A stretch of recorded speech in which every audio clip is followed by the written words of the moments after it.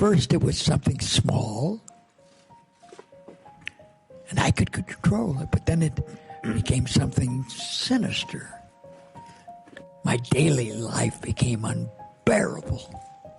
That is legendary actor and comedian Mickey Rooney, testifying before Congress in March of 2011. In his later years, Rooney had been the victim of financial abuse at the hands of a relative, and he was using his testimony as an opportunity to bring some public awareness to an issue that too often goes unnoticed and underreported: elder abuse. I came here for you to think of the literally millions of seniors who are abused. And when Rooney says millions, he's not exaggerating. The estimates are there's about 5 million incidences of elder abuse across the nation every year, and it's believed that only 1 in 14 incidences of elder abuse are reported to authorities. In Riverside County, we answer over 30,000 calls to our APS hotline a year, and we conduct more than 15,000 APS investigations a year. So as you can see, the prevalence is there. It's very much believed to be underreported, and even what is reported is very eye-catching. It's a lot of abuse. And while Rooney was the victim of financial abuse, elder abuse is much more than just financial. Elder abuse comes in many different forms: physical abuse, emotional abuse, and financial abuse. Physical abuse can be anything as blatant as a black eye, a broken bone, right? Knocked out teeth, broken ribs. You have your emotional abuse and isolation. Could be anything from screaming and hollering at somebody all the time to locking them in a bedroom and never opening the door and never letting them communicate with him. And then you have your financial abuse. It's typically somebody has gained control of a person's financial accounts or convinced somebody to sign over the deed of their house when they thought that they were just signing a nice letter about something to the homeowners association. There was a fourth type of elder abuse that Rooney didn't mention: neglect. For neglect, we want to look for bad hygiene, any foul odor, the client looking unkept, maybe no running water, electricity, making sure that the client is getting access to medication. Is the suspected abuser preventing that? And then self-neglect, the client not being able to care for self, not having adequate food, not taking medication when they need to, just refusing appropriate care, refusing to see a doctor. You feel scared, disappointed, yes, and angry.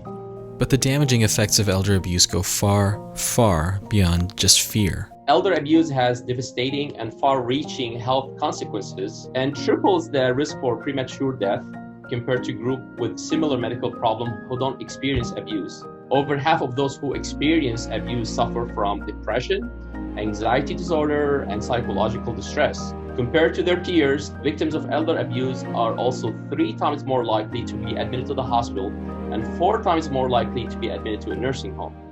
With elder abuse being so widespread and so damaging, it begs the question: how come more elders don't reach out for help when they're being abused? I think the biggest barrier for seniors to get help when they're victimized is actually a couple of things. One is just not knowing who to call or where to go or where to reach out for help. I think the second piece, though, is sometimes for older adults, they may be victims of folks that are caring for them. They may be victims of family members. One of the things about elder abuse that is so concerning is that the most common abuser is a family member or a loved one. As with my situation, the elder abuse involves a family member. It's hard. I mean, it's hard to, I'm depending on this person for my care, or if I'm depending on this person for my basic necessities, the thought of calling in that situation means I might be having to make a decision between, can I live kind of with this victimization as long as they're providing care? Because the alternative might be that I'm stuck on my own. I don't have this person who might be an important part of my life otherwise.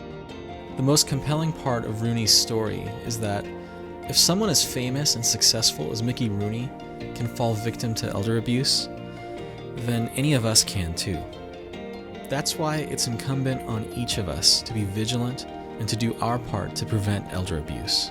The question of, how communities, how family, how friends can help stop abuse and help address abuse is, if you see something, say something. If you see abuse, speak out against it. If you have concern, report it to Adult Protective Services. the call will come with resources. You do not have to be sure. It is not your job or your responsibility to do an investigation. All reports of elder abuse are confidential. There's no reason for anyone to be silent. If nothing's there, we will find that nothing is there. If something is there, we will find that something is there and be able to help address it. Friends, family, and professionals, it's really up to everyone to prevent and address elder abuse. You can help prevent elder abuse. You can help prevent elder abuse.